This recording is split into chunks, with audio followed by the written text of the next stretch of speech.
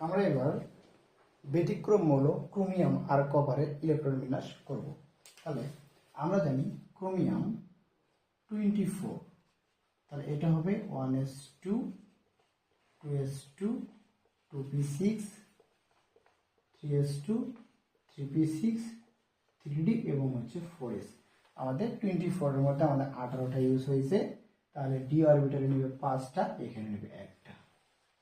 এটা হচ্ছে ক্রোমিয়ামের ইলেকট্রন বিন্যাস। আরটা আমরা জানি কপার, এটা হচ্ছে 29, তাহলে 1s2 2s2 2p6 3s2 3p6 3d এবং হচ্ছে 4s।